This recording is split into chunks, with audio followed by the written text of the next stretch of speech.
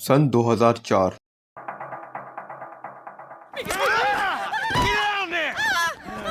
Alright, everybody pays attention. No one gets hurt. Go! Open the door. They'll get worse than hurt.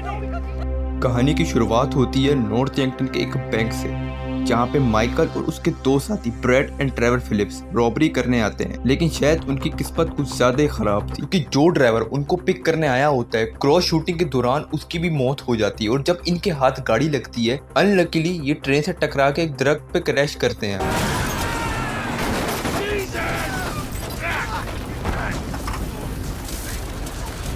You guys all right? Fuck! Come on! Ditch the car, all right? We can go this way to the chopper. और इनके मुताबिक एक helicopter उनका wait कर रहा है, but शायद उस टाइम में काफ़ी ज़्यादा अनलकी थे, क्योंकि FIB जो कि इस गेम में FBI की ऑल्टरनेटिव वर्जन है, उसके रेड पड़ते ही माइकल एंड ब्रैड दोनों को गोली लग जाती है। ट्रेवर गुस्से से इन सब से लड़ते वहाँ से भाग जाता है।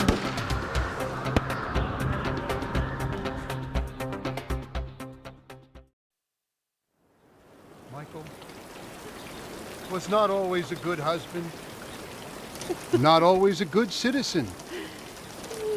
He did not die a hero's death, but he was a man. Our Lord was crucified with two thieves, so perhaps we should not judge. We are born of sin and we die in sin. And this, Michael, like anyone. उस time Michael अपनी death fake करके इस failed robbery के बाद से एक नई पहचान लेके लॉस सैंटोस में रहना शुरू कर देता है, FIB की विटनेस प्रोटेक्शन के अंदर।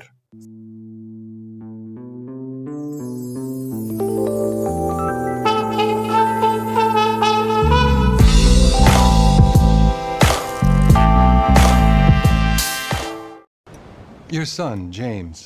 He's a good kid? He's a good kid? A good kid? Why? कुछ सालों बाद माइकल अपनी फैमिली टेंशन से एक थेरेपी सेशन ले रहा होता है, और यहीं पे हमें हमारी गेम के थर्ड प्रोटैगनिस्ट फ्रैंकलिन क्लिंटन भी मिलता है, जो कि अपने दोस्त लमार के साथ बीच पे घेरियां मारने आया हुआ होता है। फ्रैंकलिन एक छोटा मोटा चोर होता है, जो कि एक करप्ट शोरूम बिजनेसमैन सिमियन के अंडर काम करता था। एक दिन सिमियन फ्रैंकलिन को टास्क देता है कि रॉकफोर्ड हिल्स में एक अमीर बंदा रहता है जिसने मेरी येलो कलर की SUV ली हुई और अभी तक मुझे उसकी पेमेंट क्लियर नहीं की। फ्रैंकलिन उस अमीर बंदे के घर में घुसता है, लेकिन वो घर माइकल द सेंटा का होता है। वहां से ये गाड़ी चुरा के निकलता ही है कि माइकल फ्रैंकलिन की खोपड़ी पे बंदूक तान देता है और बोलता है कि भाई, जिसके पास ये गाड़ी लेकर जा रहा है ना, चुपचाप उसके पास लेकर जा, इधर उधर हुआ तो तेरा खेल खत्म हो जाएगा। Yeah, this the place, man. Oh. Drive into it. Right through the fucking window. And fast. Or I'll put 2 rounds in the back of your skull and do it myself. Franklin इस धमकी से डरते Michael को simian के showroom में ले जाते और simian and Michael had a fight. Don't make me have to come back here. Franklin Michael की इस रिच लाइफ को देख के काफी ज्यादा इम्प्रेस हो जाता है, एंड वो माइकल से इस चीज की एडवाइस लेने उसके घर जाता है। बट माइकल क्राइम की जिंदगी छोड़ने का बोलता है और क्राइम ना करने का बोलता है। You look like a good kid. But if you want my advice, give this shit up. You work hard, screw over everybody that you love. Hurt, rob, kill indiscriminately, and maybe, just maybe if you're lucky, you become a 3-bit gangster. It's bullshit. Go to college. Then you're gonna rip people off and get paid for it. Michael Franklin को drink offer करता है और इसी दौरान Michael को Jimmy की call आती है। जिमी काफी डरा हुआ लगता है। वो माइकल को ये बताता है कि जिमी को पैसे चाहिए, तो जिमी ने माइकल की बोट बेची, लेकिन अगले बंदे ने उसका धोखा किया, उसने पैसे नहीं थे, वो माइकल की बोट लेकर भाग गया। माइकल अब फ्रैंकलिन के साथ बैठ के अपनी बोट को बचाने के लिए जाता है, बट अपनी बोट को वो नहीं बचा पाता। लेकिन माइकल वहीं पे देख लेता है कि फ्रैंकलिन काफी मेहनती बंदा है, तो माइकल उससे काफी ज्यादा इम्प्रेस हो जाता है। माइकल को उसकी बीवी अमेंडा टेनिस कोच के साथ चीट करते मिलती है। माइकल उस टेनिस कोच का पीछा करता है और उसके मेंशन पे जा पहुंचता है, जहां पे वो अपने ट्रक के साथ रस्सी बांध के उसका मेंशन तोड़ देता है।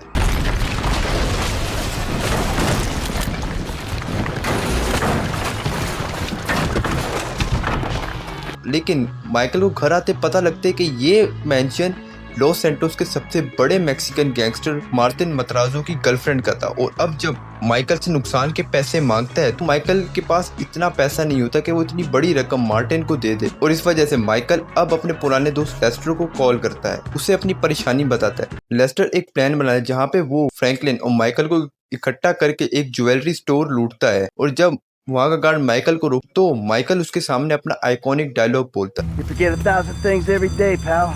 Make sure this is one of them. But ये सब ट्रेवर अपने टीवी पर देख लेता है। ट्रेवर एक तरीके से शॉक होता है कि साला माइकल तो मर चुका है, ये जिंदा कैसे है और ये कौन इसका डायलॉग बोल सकता है। जाहिर है क्योंकि ट्रेवर उसका बचपन का दोस्त है। ट्रेवर का सैंडी शोर्स में ट्रेवर फिलिप्स इंडस्ट्री नाम का बिजनेस होता है और वो उसको महफूज रखने के लिए वो आए दिन वहाँ की गैंग से पंगा लेता रहता है। जहाँ पे बल्टी सिटी से आई द लॉस्ट टाइम्स की गैंग से पंगा लेता है और एक चाइनीज बिजनेसमैन वही गैंग से भी पंगा ले लेता है। एंड ओनियल ब्रदर्स का farm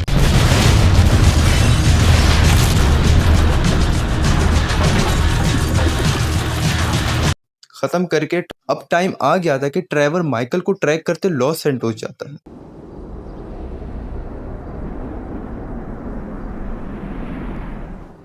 There you are, you little shit. Are you looking for this? No. Very funny. What did you Say to me? Stop it! You two, you're ruining my yoga! Somebody say yoga? Trevor? Michael.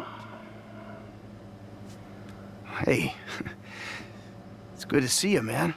Michael Trevor को देख दंग रह जाता है, मानो उसकी खुशी और उसकी हैरानियत इसके चेहरे पर टपक रही थी। और माइकल खैर things got settle between them but not for Michael. Michael के उसके बीवी बच्चे माइकल की इन हरकतों की वजह से उसे टेम्पररी छोड़ देते हैं। We've decided to move out for a while. You promised me you'd change, and you haven't changed a bit. I know you say I always act like I'm in a movie. Well, this isn't that. I think I'm gonna speak to a lawyer. I'm just really confused. Please don't try to contact us and try not to get yourself killed. Amanda. Fuck!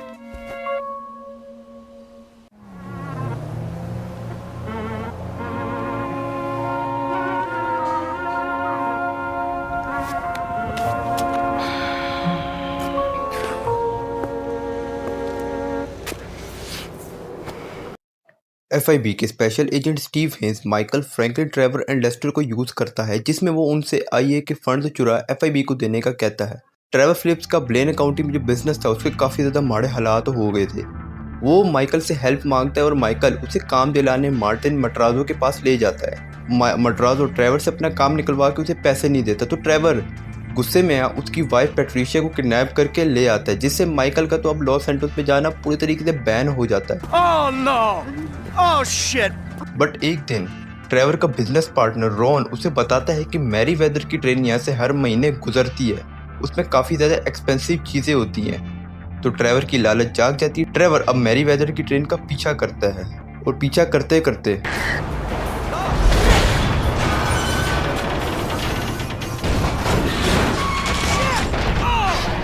Mary weather की army से लड़ते Michael and Trevor किसी safe जगह पर पहुंच जाते हैं, जहाँ पे माइकल ट्रेवर से वो एक्सपेंसिव चीज ले लेता है और मार्टिन मट्राजो को देने का सोचता है, जिससे उसका लॉस सैंटोस जाना अब फुली सेफ हो जाता है। एंड जैसे माइकल को FIB के अंडर काम करना होगा जिंदा रहने के लिए, एंड स्टीव एंड डेव चाहते हैं कि उनकी जॉब भी ना जाए, तो वो एक बायोकेमिकल वेपन चुराने का सोचते हैं। बट उनके पास इतने ज़्यादा पैसे नहीं होते कि वो उस केमिकल को चुराने के लिए कोई इक्विपमेंट लाए। एंड यहाँ पे माइकल अपनी पुरानी ट्रिक आजमाता है।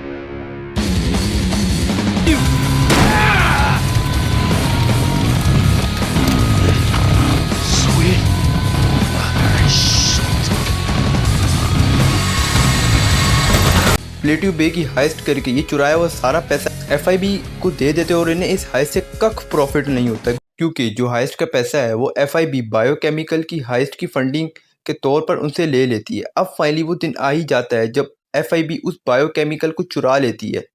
एंड वहाँ पे स्टीव हेन्स को अपने टांग पर गोली मारनी होती है, ये शो करने के लिए कि वो अच्छा इंसान है। स्टीव हेन्स माइकल को लॉस सैंटोस की बिलियनियर डेविन वेस्टन से मिलाता है, जो माइकल के इस काम से काफ़ी ज़्यादा इम्प्रेस था। माइकल को मूवीज़ देखने का काफ़ी शौक था और एक दिन डेविन वेस्टन माइकल को एक मूवी डायरेक्टर सोलोमन रिचर्ड्स के स्टूडियो में काम दिला देता है। माइकल इसके लिए काम करता है और मानो माइकल का एक तरीके से ड्रीम पूरा हो जाता है मूवी डायरेक्टर के दरमियान काम करने का। And on the other side Drevin Franklin, Lamar and Trevor से भी काम निकलवाता है, लेकिन उनको वो पेमेंट नहीं करता। On the other hand mister Richards Michael के इस काम से काफ़ी ज़्यादा खुश होते हैं और माइकल को वो अपनी मूवीज़ का असिस्टेंट मूवी प्रोड्यूसर बना देते हैं। माइकल का मानो एक तरीके से ड्रीम पूरा ही हो गया।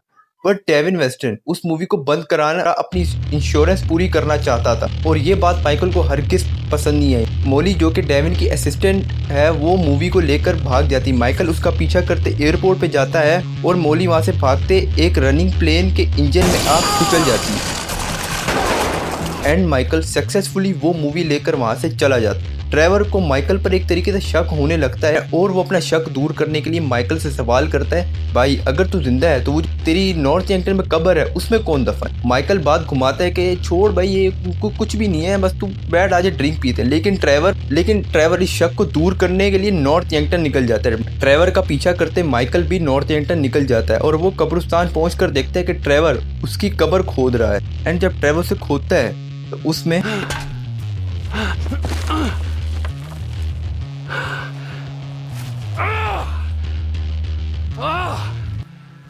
ब्रैड की लाश पड़ी होती है। ये देख ट्रेवर का माइकल से ट्रस्ट टूट जाता है और ये दोनों एक दूसरे पर गन तान देते हैं।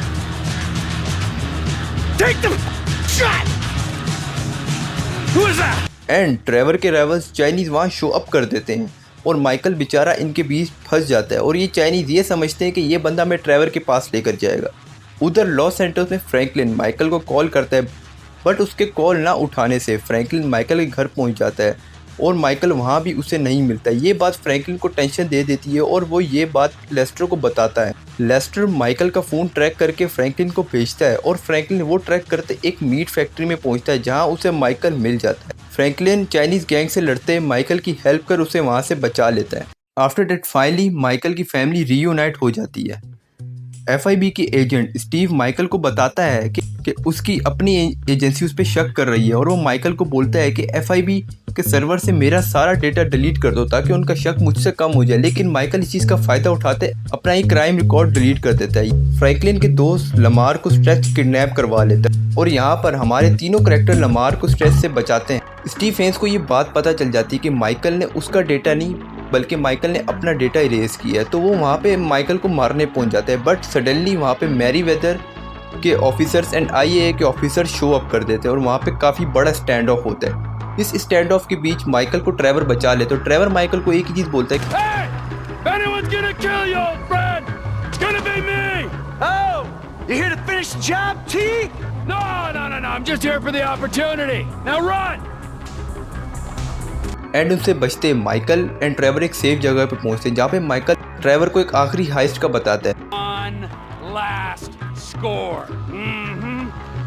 अब टाइम आ ही जाता है जब ये यूनियन डिपोजिटरी को लूट करने का प्लान बनाते हैं, name as the big scoop. Hey, so we ready to get this shit cracking, right?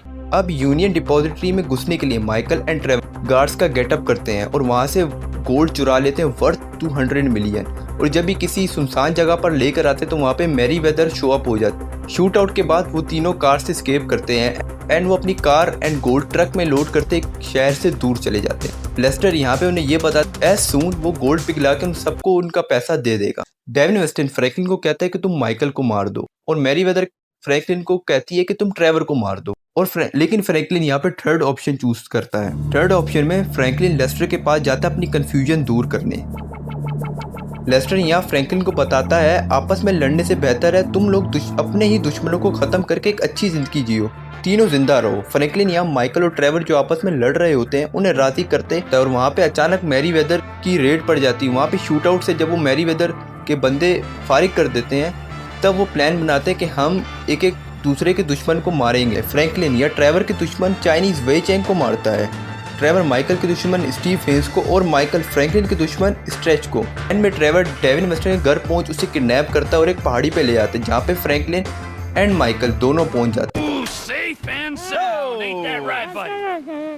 Hey, my bad, homie. I picked C. Ain't that a bitch? अब ये तीनों डेविन वेस्टर्न की गाड़ी को वहाँ से नीचे गिरा देते हैं एंड यहीं पे हमारी गेम का एंड होता है।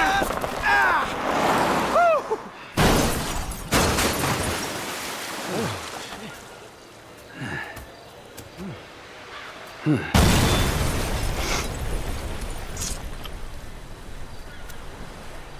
now what? Now we keep a low profile and get on with our lives. As friends? Well, do I have a choice? No, not really. All right, then. As, flawed, awful, totally uncomfortable, and poorly matched friends. Absolutely. Oh, that's perfect. Then we can get back to the kind of capitalism we practice. Shit, I don't know how much more better that is than Devon's kind. Ooh, hypocrisy, Franklin. Civilization's greatest virtue. Jesus, your therapist has a lot to answer for. I know, I still hate myself. But hey, at least I know the words for it now. Yeah, but I hate you, and I know the words for it. So does that mean I don't have to go to therapy? Look, man, you two motherfuckers terrify me of that middle age. I'm good. You're right to be afraid, Franklin. Yeah. Be very afraid, Franklin.